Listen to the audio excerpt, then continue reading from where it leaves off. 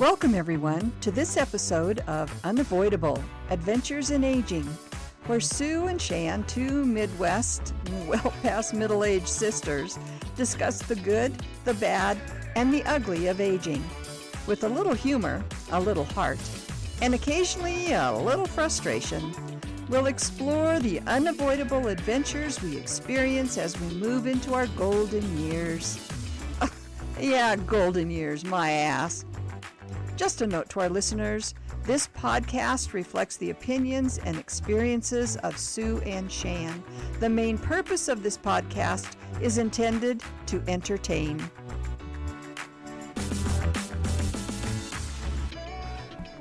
Okay.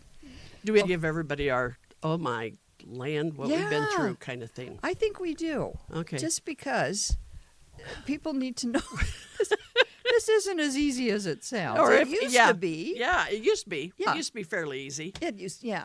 My part's always been easy. Maybe we make it look easy. Okay. Make it sound easy. Yeah. Bottom line, we've had trouble. Yeah.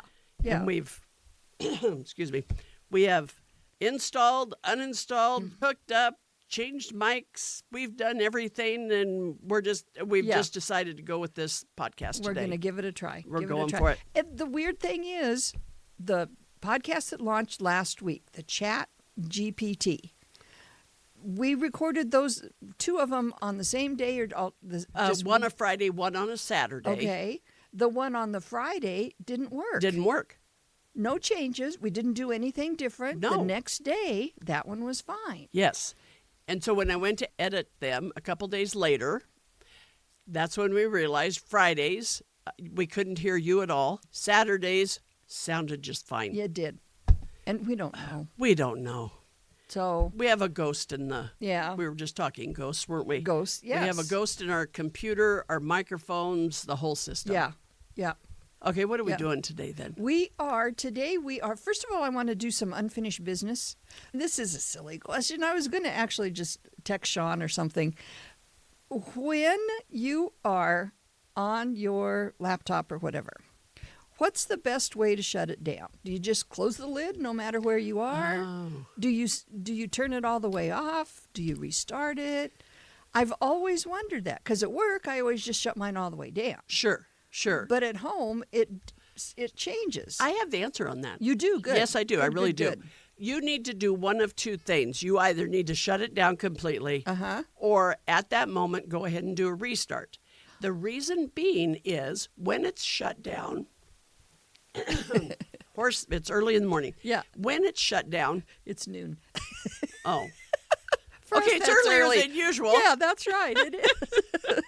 When you shut it down, that's when it does its updates. When it's like coming back on, that's when it will do all the updates. Out at the golf course, for the longest time, we were never shutting the system down, and it kept getting slower and slower. Okay. And then that's when I realized, at one point, I thought, I got to restart this machine, this computer, because we're going nowhere, and it had umpteen zillion updates. Yes. So it really is best if you shut your computer down when you're done with it for the day. Okay. That makes sense, because that was the trouble I was having, was that it was so slow. Yes. A lot of times I'll be doing something on the computer right before I have to go to work. So I'll just shut the lid and leave. Or sometimes I just leave it all open, and that's probably not good either. Yeah. And it shuts itself down, but still. But it doesn't do the official restart. Okay. Unless you do it. Okay. Yeah. So it is important to go ahead and shut it down. And hey, I learned something today. You did? Yes. Thank you very much. That's how you get your updates. Okay. Very good. Which can be good and bad, as we found out in our recording. That's but, right. Yeah. And then I've been getting this notice that I've got, and I don't know operating systems, I've got Windows 10. And it said that as of October, they would no longer be updating that or giving support or so. But for what we do, what you're doing, I don't know that I'd worry about it. Okay. Sometimes when you do the update, for instance, Windows 10 to Windows 11, if you do it and you have an older computer, it will either, one, not even be able to do it, or two, it's going to say you don't have enough memory. Okay. If it's not a computer that you're using every day for work kind of things and critical stuff and whatnot, I think I would just ignore it. Okay. Very good. I'll talk to you again in October. All right. Today we're doing one of our shows that when I'm at work and I don't have a lot to do and I just scroll, and I found this list. And honest to goodness, this thing is like, 6 pages long? But we won't be doing all of it. We'll do it in chunks. Because we actually did the first chunk on the one that didn't work. Exactly. And so today, it's a long enough list. We're just going to jump into the list somewhere else so it feels fresh. It was long enough ago. It'll still feel fresh. Oh, I think so too. It was a whole week ago. Because we forgot already what it was that we talked about. Exactly. Yeah. So anyway, this was from a site called Country Life. Okay. And there's a magazine. That must be us, right? Yeah. Country Life. Country Life, you bet. Yeah. And it was actually published or written or whatever in 2018 because the title was What Life Was Like 50 Years Ago. Oh, okay. Okay. Instead of saying, this happened 50 years ago, because now it's how many years later. Additional. But so we'll just go by date. And what I found so interesting was that so much of this stuff happened in the 60s. Oh. Whether it was politics or music or world events or just developments of some kind, 60s was a busy decade. Busy time. And I know I've talked to you about this before, and I did find it, I think, on YouTube. I haven't watched it again. There was a PBS special called Making Sense of the 60s. Yes. Yes. And it was a big time. There was such a shift in so many things. Uh-huh. Women's rights. Yes. Dress attire. Oh. We all went to pot. All the young kids were literally going to pot. Yeah. Long hair and all that kind of stuff. And it was it's a revolution, change, a huge change from what we all used to know. Yes. Old or young. Yeah. What we used to know. When you compare the 50s to the 60s, night and day. It is. 50s very much June Cleaver and her pearls, and she's at home mom and makes all the meal, and the kids all come home for lunch, and the dad comes home for lunch, and yes, oh my gosh, June Cleaver, yeah. And then the 60s hit, and it was all Janis out Joplin. the door. Right. And the mothers are saying, forget this. Yeah, I'm going to go to work. I want to live a life. Yes, yeah. So anyway, lots of stuff happening in the 60s. There we go. And of course, the first one I read here happened in 1978. So maybe we'll just... we can go to 78 and then go back to the 60s if that's what it is. Well, that's fine. So we'll just go in order here. Okay. So lead-based paint. Oh. And that's a big, along with asbestos in homes, lead-based paint is a huge no-no. And so it was widely used in homes and schools. Yeah. But then lead was banned in 1978. Okay. So that's when they started changing a lot of those things. And now if you watch a home improvement thing or a lot of what do I want to say?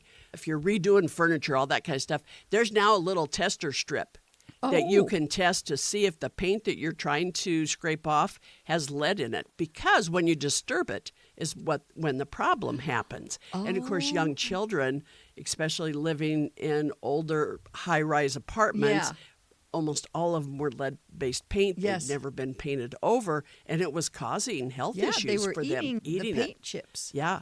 Oh. Yeah. Which we all probably did. But yeah, so now you can test. I ate glue or paste. I don't think I ever ate paint. But I never ate paint. There's such a difference. I used to lick the sidewalks, but and eat chalk. But paint, no. Yeah. I drew the line there. And of course, now all paints don't have any lead in them whatsoever, so you don't have to worry. But so I wonder, when you're refinishing like that, the stuff that you scrape off, does it have to be disposed of in a different way? Either disposed of, or they'll tell you not to disturb it. They'll tell you that you have to paint over it. It's like asbestos, because asbestos, if it wasn't disturbed, I remember when they had to get rid of it in the schools here, and they were told you can just paint over it. Oh. And as long as you paint it over it, then it's not going to be disturbed and it wouldn't be a problem. Of course, it didn't take long before all the ceilings that had been painted, and I know this from the high school, and they're running their laps or whatever, and they're going around the corner, and they're slapping the ceiling, like jump and slap, and of course then all of a sudden that paint's been disturbed, and the asbestos has been disturbed, and so they had to go in and completely remove it. Yeah. And it's a hazardous waste kind of thing. It needs to be done properly. Yeah. So. And that's one of those things. We grew up with all that stuff. I know, right? And yes, it was dangerous, but thank goodness it didn't affect we may not have eaten paint, but we ate incredible edibles, which probably has many chemicals in them as that. Imagine what was in that? Jeez. Whoops. Okay. All right. On to the next one. There were no airbags in cars. They were invented in 1968. Whoa. And an airbag is triggered by a sensor that dislodges a sudden that detects a sudden deceleration. Oh, okay. So if you slam on the brakes, then it knows that you've done that, and it does ignite a chemical reaction. Wait, so when were they put in cars? It doesn't say that. It just says that they were invented in 1968. Because, man, it's not been terribly long that airbags have been in. I don't think so. And for a while, they weren't in the passenger side. They were just in the driver's side. And then at one point, you could turn them off. Yes. I don't think you can anymore, but... And remember, when I was in that car wreck, mine went off, and there is some kind of... it's a chemical explosion. I say it won't that severe. But, yeah, I had burns on my face. Yep. I had burns in my clothes. Yes. On my shirt. And, yeah, it was from that airbag. Yes. And but it's supposed to still be for the better. And it was for me. Yeah. Yeah. And it would then be right up there, probably someplace you have a list of seatbelts. I wonder when those, we've talked about that, but it could have been the one that didn't work on the seatbelts. I think it might have been in the first list. Because at one point there was no seatbelts in any car whatsoever. No car seats for kids. No. So. Nothing. Yeah. But airbags. I'm thankful for airbags. Yep. Let's see. Heart transplants. Ooh, interesting. Okay. Do you have any idea on when the first one was done? You know what? First of all, what's interesting, I can remember what a huge deal that was as far as news and coverage and everything else, because it was the first. Now it's not uncommon they're transplanted and everybody goes off and lives a life. Yeah. But so when they first, when the first one was successful, in my mind, I'm thinking late 70s, but I keep getting surprised. So I'm going to say 70 or 72, something in there. Yeah, pretty close. Oh. Yeah. There's a South African cardiac surgeon, Christian Barnard, and he completed the first adult heart transplant in 1967. 67. Yes. And then in the United States, the first one was done in 1968. Wow. So much really longer than I would have. Wow. Yeah. And like you said, now they can do bits and pieces. They can do the valves and they can do lungs and all the major organs. Kidneys. All of those things. And I don't know if those came before the heart transplant. They might have. Oh, interesting. Okay. Because there's so much involved with the heart. Yeah, it could be. And how they know where to hook everything back up again, I have no... Yeah.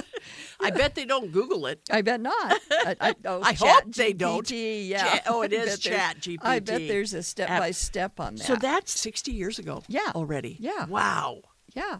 And both of our parents had not full transplants, but they had bypass. The bypass. Uh-huh. Yep, and they take the vein from someplace else and replace the bad ones. Put it in your heart. And who figures this stuff out? I know, right? Yeah, it's the scientists. We're getting here. Our little political dig here. It's science that makes America great. Yes, it is. Science. And belief in it. Yes. Yes. Okay, there's one political dig for today. Today? Yeah, there might be We're more. on a roll. Who knows? Who knows? Okay. Okay, and we've talked about these before. Rotary phones, push buttons, and we've talked about this, became available in 1963, but rotary phones remained popular into the 70s. Really? Yeah. And I don't know if it was just because they weren't available in all parts of the country. That could be. It just took that long for it to get everywhere. And I wonder, too, if the technology of a rotary dial and a push button also somehow had to show up in your city. Right. Before you were going to be able to use a push button phone. Sure. Yeah. Because right now you couldn't plug in a dial phone and make it work anymore. No. No matter how much you try, Sue. You can't. Yeah. Well, darn. Yep. I know. And maybe that's what they should be doing in the schools right now is they're taking away their cell phones, putting pay dial phones back in the hallways and so forth. So if you have to call home, go ahead and use it. I'm not going to show you how, and I'm not going to give you change. But if it's that big of a deal and it's really an emergency, there you go. Go use that phone. That's right. I think it'd work. I think that's fair. Yeah. Okay. All right. We've talked about credit cards before. Oh, yeah. And how it wasn't, women couldn't even get a credit card in their name until, was that the 70s? I would say definitely the 70s, but even 75, mid-70s. It could be by later. The time. Yeah. So this I thought was really interesting. Consumers used to receive an active credit card in the mail. You didn't have to apply for it. These stores, companies, whatever, would just send you one. And you could choose to use it or not. That just seems unreal now, doesn't it? Yeah. Oh, my gosh, that seems unreal. Yeah.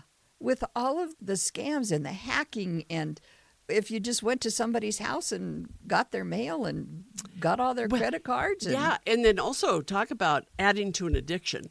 Oh, if somebody boy. already had a charge card and they had it charged to the max, and here comes another one. Yeah. Hot dog, open it up, off I go. Another credit card. Yeah. More debt. Then another one comes in the mail and more credit and more debt. And Yeah, it's one of those things that made life easier, but like you just explained, it also made for some people very difficult. Very difficult. Yeah. And so the Unsolicited Credit Card Act was passed in 1970. It was an act. Okay. It was, and it put a stop to just companies or stores sending them out just for the fun of it. Yeah. Oh, I'll be darned. 1970. Yeah. Yeah, I was thinking, too, with credit cards and now how, if you use your credit card, the powers that be, wherever they are, already know if you're about to max out your card and it won't go through, or you haven't paid a bill. Yeah. Then you're shut off. You try to use that card, it won't go through. And I was thinking about, it used to be when you'd use your credit card, and it was for like $50 or more, that you had to call a number. Yes. And so I'm thinking of the movie 3 Days in the Condor, and there's a point where he's trying to hide, and anyway, and Faye Dunaway, okay, is buying something at a store, and the clerk is calling in her credit card, and he's reading all the numbers out loud with her name. Yes, to everybody's get the approval number. Yeah, and now you wouldn't have that at all. No, now you don't even need it. the physical card. True, just put it all on your phone and and tap, and off you go. Yeah. Oh my golly. Okay. Unsolicited Credit Card Act of 1970. Of 1970. Yep. Okay. Chicken pox. Oh. Okay. Chicken pox killed 100 children a year. Wow. And I don't have the date on that. The vaccine came about in 1995. And we were talking about because all of our kids had chicken pox. Except for my youngest, and she had the vaccine. Yeah. Because she was born in 92. Right. That came out in 95. Yeah. I can actually remember asking the doctor, though, if I should have her get the immunization or if I should just hope for her to get chicken pox. And he kind of looked at me and said, no, you'll go get the immunization. Yeah. So thank you, doctors, for telling us save what's them best. From that. Yeah. And it used to be, too, that parents, like you said, they wanted their kids to get it so they could get over it. Yes. Because we were hosting a Super Bowl game one year, and at that time, all of the friends that we were running around with had kids about the same age. We got up that morning, and sure enough, Scotty's got chicken pox. Man. So I called everybody and I said, this is what's going on. If you don't want to come, I'll understand. Oh, no, so-and-so hasn't had it yet. We'll bring them over. And so the party went on as usual. It was a chicken pox getting party. Yeah. Exposure party. Exposure party. Oh. We're only exposing the chicken pox, nothing else. Yeah. But yeah, you did. And it was that way for us when we were young. And that one was measles. Yes. It was, oh, your kids have measles? Okay, Yeah. can I send mine over? Yeah. Kind of thing. Yeah. But fortunately, we learned. Yes. And I was about to make another political dig, but Well, hey, some people didn't. Yep. some people didn't learn like they should have. Yeah.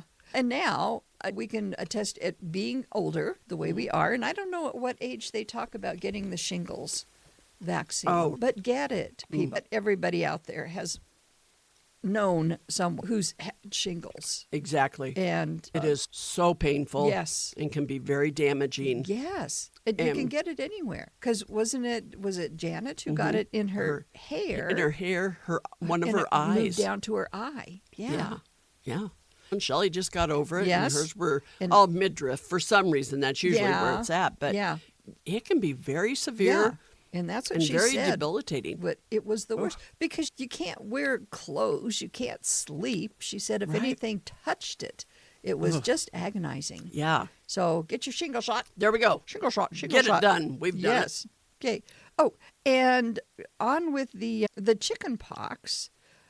Chicken pox is a bacterial skin infection, and it can lead to pneumonia, brain inflammation, Gosh. something called Ray's syndrome, which might occur in a child who takes aspirin.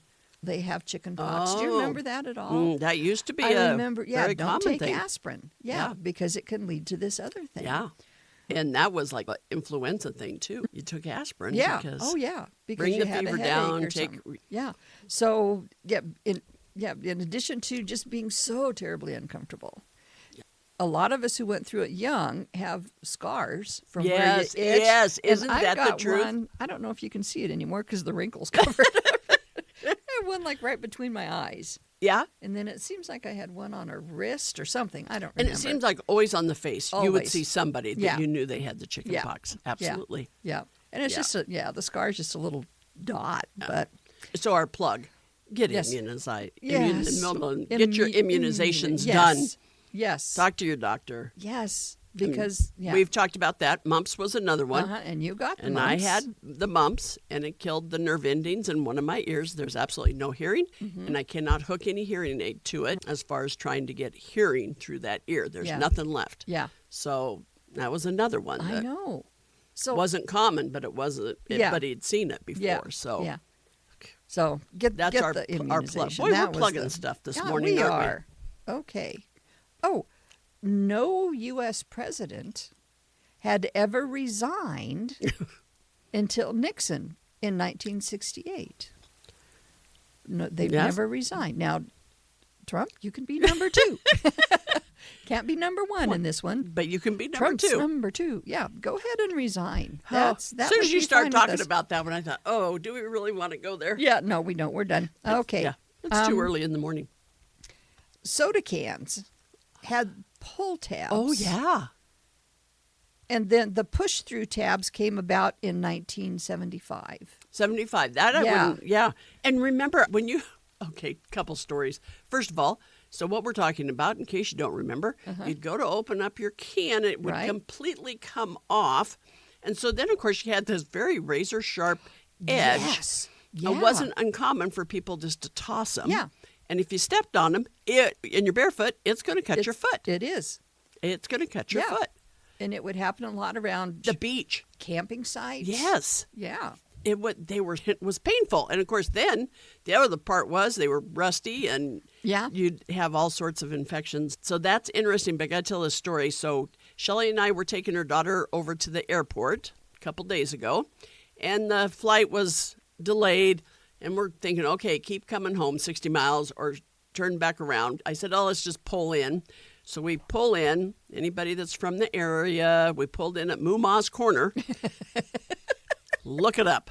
And so there's a fountain there. Somebody I've has seen built. that Okay, before. so we stopped because we're going to wait to see if Ray needs us to come pick her up or if we're going to head on home. So anyway, Shelley got out because she wanted to see the fountain and look around. She gets back into the car. She has a pop top. The old style prior to 1975 pop top was on the ground, and she had picked it up and she had showed me it's in her car now. Oh, jeez. I can't believe that you're. She's going to sell it at her vintage shop. It could be. Absolutely. Or she's going to make a craft out of it. I don't know. Oh, but my so she brought it in the car, and I think it's still sitting there. But it was an old pop top and look like how that. long? 75. 75. Yeah. Oh, 25, 50 years? Oh, my God. It's been sitting out there for 50 years. 50 years. And she would find it. That's who would find it, though. Yeah, yeah. But 50 years. It was already 50 years old. Yeah. It's an antique, isn't it? It is. Okay. Yeah. Hey, So are we. I think we're past vintage and into antique. Oh, okay. By There we now. go. I'm sure there's a Which means year. we're more valuable. That's right. Okay. You bet. Yep. Okay. I can go for it. Okay, give us another one that we... Oh, cigarette ads. Oh, yeah. You used to be able to advertise them anywhere. Uh-huh. The cigarette ads on TV were banned in September Of 1970. Yeah, okay, I could believe that. Yeah. 1970. Yeah. But And now you wonder, a younger person, would they even know what the heck we're talking about when we say cigarette ads? yeah, because they couldn't be in magazines after a while. They couldn't be on billboards. Couldn't be on television. The ad. Then at some point, the actor could no longer smoke. Exactly. Or drink. They couldn't be They seen could hold taking, it, but they couldn't. Yeah. Yeah. Because now there's times where we'll watch a movie at home and it will come up, it's language and smoking. Yes. And I'm thinking, really? I've seen that too. That's going to cause me to... Yeah. To not do it anymore. I don't know. And I know smoking's really gone down. Yes, the numbers. Because of just the health awareness and so forth. And I feel sorry for those people who can't quit. I smoked for years, and it really is difficult to quit. But yeah, you were just slapped in the face with it everywhere you went. Oh, yeah. And the it was Marlboro Man. Marlboro Man. Ooh. Yeah. And he was good looking. He was good looking. He was one of those cowboys you like with the tight pants. Tight pants, hat, horse. Yep. He had everything. That's right. And a cigarette in his and hand. lung cancer. Yeah. But yeah. I don't know. True. I don't know. He might have. That would be... Yeah. We can look that up. Who was... I'm going to write that down. Yeah, do. Who was the Marlboro? Hey, we could do a chat GPT right now. No, because my phone's... Okay. timed. Oh, that's right. You've got the timer. Yeah, we could. Okay, we need to start doing that, though. Yeah, we can. But then we would never have unfinished business or old true. business. That's true. Okay, so between now and next time, we'll try to find that out. Yes. Got it. Okay. Lenders could discriminate based on gender or race. The Equal Opportunity Act was passed in 1974, and that outlawed discrimination based on gender, race, marital status, national origin, and religion. Holy Toledo. And how close are we back to that again right now? So that was way, in 1974. Way too close. Yeah. 50 years ago. Yeah. And we're starting to see that same kind of discrimination now. Is that like 50? A cycle or something that things... I've been listening to this series of books, and they're from 1910. And it's these two women in there. It doesn't matter. 1910. As I was listening to that the other night, I thought, 60 years later, we're in 1970, right? Or 50 years later, we're in 1960. Sorry. So during a lot of the initial, like the suffragettes, women's right to vote, all of that, they were fighting for that back then. And then, 50 years later, they're fighting for it again. And here we're a little more than 50 years, but does everything... is it? I don't know. A cycle? I don't know. The 50-year cycle. The 50-year cycle of human rights. Oh, okay. Yeah.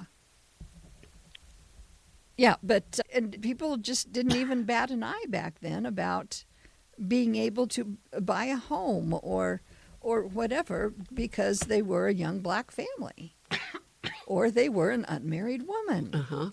Or a divorced woman. Or a divorced woman. That was the other thing that, boy, that put a stigma on you like nothing. Yes, it did. Yeah. Yeah. I bet even with jobs it probably did. It just did. Yeah, it did. There was such a stigma. Yeah. Not a divorced man. No. Oh, no. But a divorced woman. Yes. Yeah. Yeah. And yet there she was trying to maintain her family. And I don't know when alimony kicked in, when people had to start paying alimony, but I don't know. okay, ladies, We got to go for something more fun. The next one's on skin cancer. Okay, let's see. Okay, here's a more fun one. Kids vitamins. Oh, okay. I'm ready. The Flintstones vitamin was developed in 1968. Okay. And that really started, and gummies came along in 1997. Gummies didn't come along until 1997. Oh, but I remember Flintstones vitamins. Oh, I did too. Yeah. And of course, they were flavored. They like were. Cherry, grape, or whatever. They I were. was game. I was going to keep eating them if I could. But because I remember at one time, Mom had this liquid vitamin she was trying to give us, and it was so awful. I just you almost gagged just smelling it. So yeah, bring me some Flintstones. No kidding. I remember too once when I was really young. Boy, we've both got the coughs we're sorry today. about the coughing, everybody. Yeah. But we'll try to get it out of there. But baby aspirin. Yes. That was also very flavorful. Yeah, wasn't it? And I remember Mom or Dad finding me behind the door in the bathroom. And I was probably 4 or 5 maybe. And this is one of those memories. Is it real or is it not? No one knows for sure. But I had a bottle of those baby aspirin. I was just crunching away. Really? Yeah.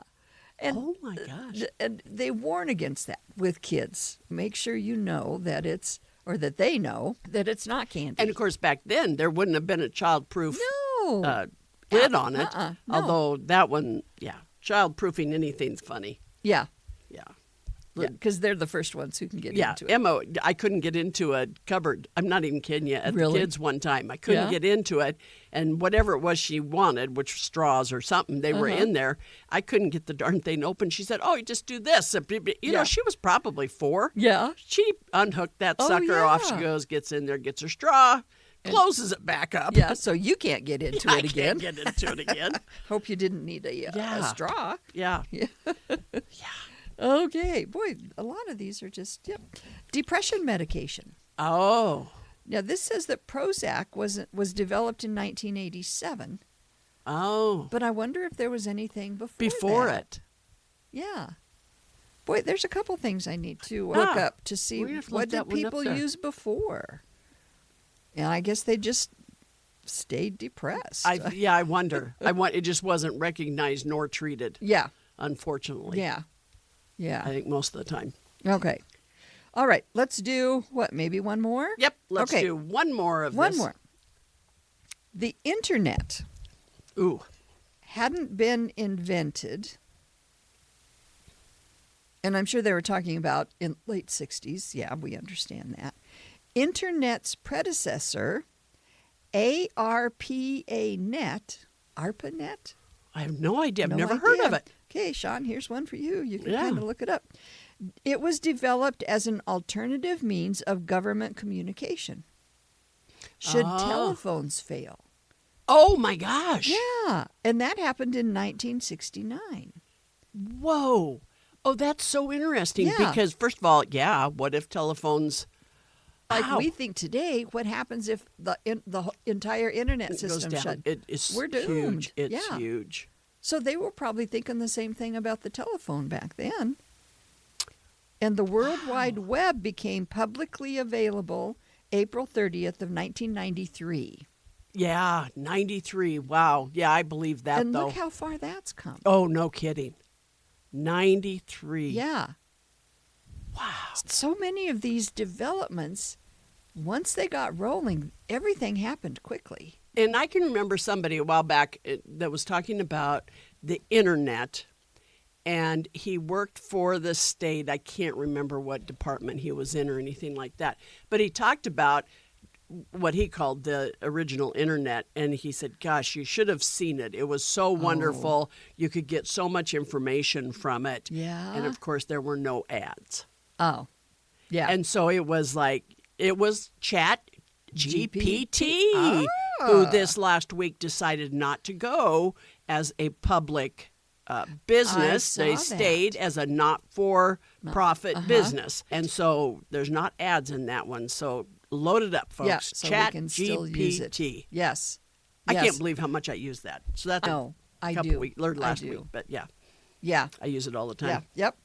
Okay. Well, now and then, that was it. Yeah, that was it for now. And then we've got 2.5 more pages of that. So if we want to come back to that one, we can. And if you were sitting here in Studio A, you would know that Sue wrote all these by hand. I do. However, we've talked about it. I know. I learn from writing it by hand. I do too. The problems we were having with our recording studio down here, I wrote it all down, even though I was on a chat with the company and he'd sent, and then he was telling me to try this and that. I still wrote it down. I have to. Because I was going to have to get off with him and go try something. So I didn't want to forget, what all he was suggesting. Yeah. I think it's a mode of learning. Yeah, it is. And we've talked about, anyway, people learn in different ways. Some people can just hear it. They remember it. They know it. They can use it. Some people have to see it and hear it. And some people have to see it, hear it, and actually write it down. Yeah. Yes. And I'm that person. Yes. Yesterday at work, the director had asked me, they're doing some things with their databases and stuff. And she said, would you be willing to, what I was doing was checking to see that the adjunct faculty had their certification through the state. Oh, okay. She says, okay, so click here and open this screen and then go over here and click this screen and blah, blah. And I'm just sitting there going, fine. So as soon as she got everything open and she showed me what to do a couple times, I was fine with it. But I told her, I said, if I have to come back in next week and do it again, I'll have no idea how to get to anything. Right. Yes. So that's, I have to do a step by step. Same here. Click here, do the drop down, click on this. And I'm seeing that in my head when you're saying that. I'm writing it down. 1, 2, 3, da-da-da.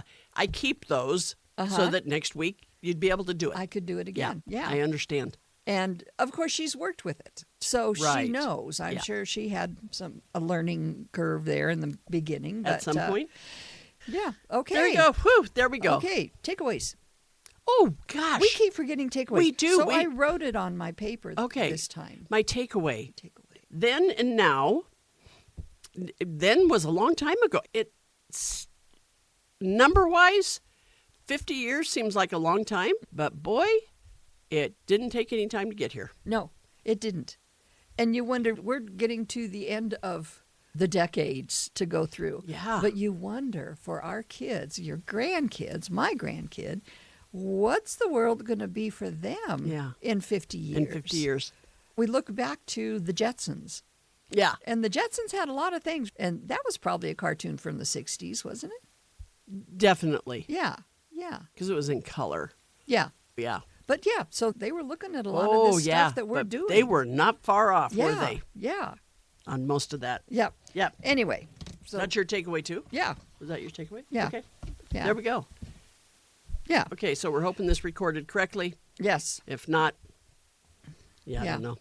We can't talk about supper because it's noon. Yeah, that's right.